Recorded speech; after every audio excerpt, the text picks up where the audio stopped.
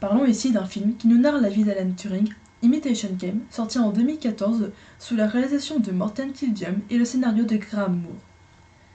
Un petit point qui peut intéresser les personnes qui ont lu notre autre article présentant des biographies.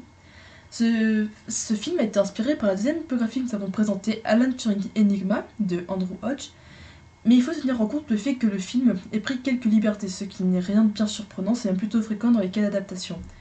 Pour avoir vu le film quelque temps auparavant, nous pouvons vous en parler et vous dire ce que nous en avons pensé. Déjà, oui, le film prend des libertés sur ce qui est réellement arrivé dans la vie d'Alan Turing, ce qui n'est pas le plus cohérent à faire pour un film biographique, mais les détails qui ont été modifiés sont minimes, donc le film retrace dans la majorité vraiment bien sa vie. Aussi, ces détails sont principalement dus au fait que le film se concentre sur la création de la machine Enigma et l'homosexualité d'Alan Turing et l'homophobie qu'il a pu subir à cette époque-là. Donc ces changements ont été axés par rapport à ces points de vue-là. Ce qui n'empêche pas le film d'être vraiment bon. Le choix des acteurs aussi est vraiment bon, surtout le choix de l'acteur pour jouer Alan Turing.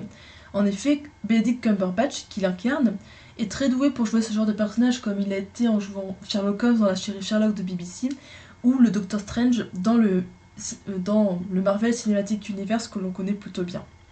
Le film est donc vraiment bon malgré ses petites incohérences, et nous pouvons vraiment vous conseiller comme alternative aux biographies, surtout pour la biographie d'Alan Turing Enigma, qui fait quand même 600 pages.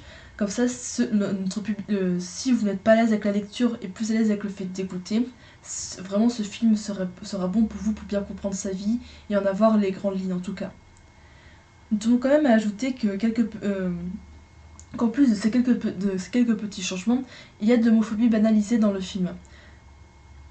C'était fréquent à l'époque, il est vrai, et l'une des hypothèses sur la mort de Turing est penchée sur les conséquences de cette homophobie, d'où l'hypothèse de son suicide.